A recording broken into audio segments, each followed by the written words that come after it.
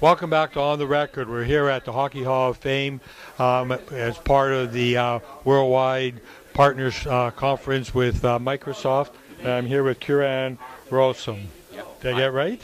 Yeah, Ciaran. Ciaran. Yeah. I'm trying my best. And you're the CEO of FlexTime, and that's out of Ireland. That's right, yeah. Absolutely, yeah. And we're sitting here in the Hockey Hall of Fame with, everybody who sees this knows whose number that is, in the old wool sweaters and things like that.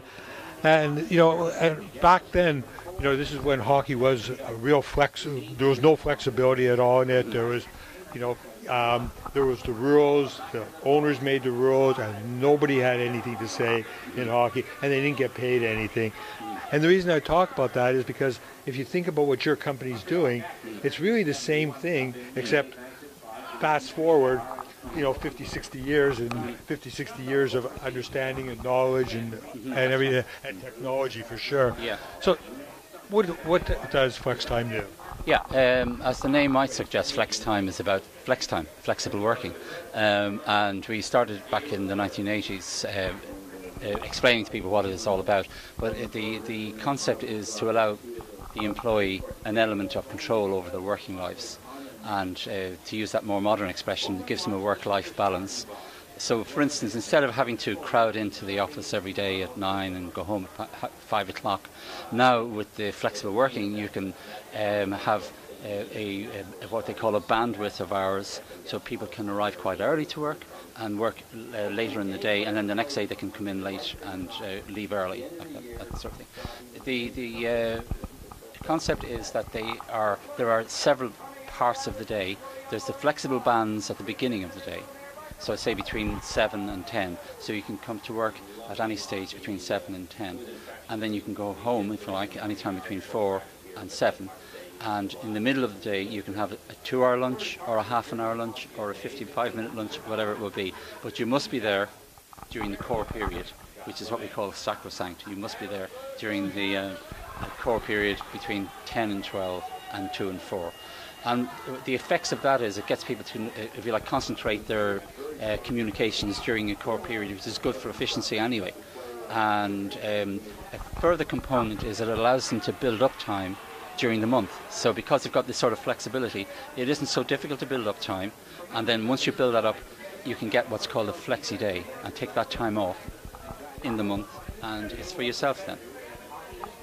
You've automated all of this, basically? Yeah, well, what I've just explained, I suppose, is the concept, but then there's a system. So we've designed a system. In the old days, it was kind of very hardware-oriented.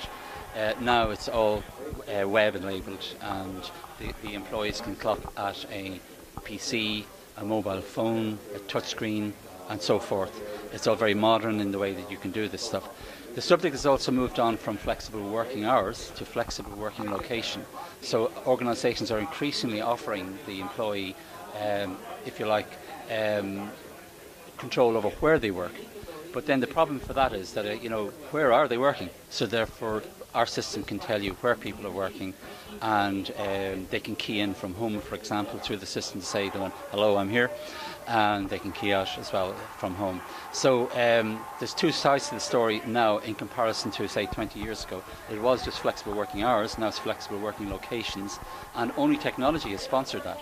The advances that have been made in the technology in the last 20 years are allowing us to do things that we couldn't have done before. So you started in Ireland. What other countries are you in now? Yeah, we work in the UK as well. We've got quite a lot of systems in. For example, the University of Birmingham are a big customer. Universities like this idea, and insurance companies, state bodies, private sector companies, they warm to it. It's usually depending on the individual HR policy in the company or the mentality of the organisation. We would say the more progressive companies are doing this. I would tend to agree, but I've been doing it for 11 or 12 years now, so, and I'll tell you one thing, I would never ever go back. Yeah, I know, that's a comment that we get from all our customers. In fact, in 30 years, nobody has ever stopped doing flexible working. Interesting. Yeah. You're here at the Microsoft Worldwide Partners Summit. Do you expect to be doing work in North America? Absolutely. I was here also in November at the GTEC exhibition in Ottawa, which is to do with the government technology. So we've met Canadian companies that we're meeting this week. So in some sense I'm wearing two hats. One is the Canadian hat and the other one is the international hat through the Microsoft partnership conference that we're at this week. You've also attended some government events in the US? We were at the conference, not so much government, but the same conference last year in Los Angeles for Microsoft. The reason why we are interested in the Microsoft aspect is our system is built in a Microsoft framework, in the sense that we use Microsoft SQL and IIS, which is to do with the internet. But we've also done things with the system that allows Microsoft users to see their time in the Microsoft system. For instance, time recording is very calendarized, so therefore employees can book time off through the system from their boss. Well, we can send that information over to the Microsoft calendars, which is they're more familiar with. And there's loads of parts of the system that we're transporting over to the Microsoft world. And a benefit to us is that because we can do this, we can talk to partners, and they can then maybe offer something a little bit different to what Microsoft normally offers. Okay, so my last question. You were talking to me earlier today about government officials. Oh, yeah. Tell me that. I'm not going to say it, but I'll never do it as good as you can. Yeah. Okay, we were asked by the Irish Parliament to introduce flexible working, which we did. And then as a second step, they said, we've got another idea, is we want to record the time of the politicians. So now all the members of the Parliament, what we call the TDs, or they call them MPs in the UK, and all the senators must clock in at our system in order to qualify for their expenses. And if they don't get their expenses. You gotta love it, eh? It's about time somebody's get them. Now if we can just get an honest politician, we'll be all that much better. Yeah. Then we're out of business. Thanks very much. Thank you very much.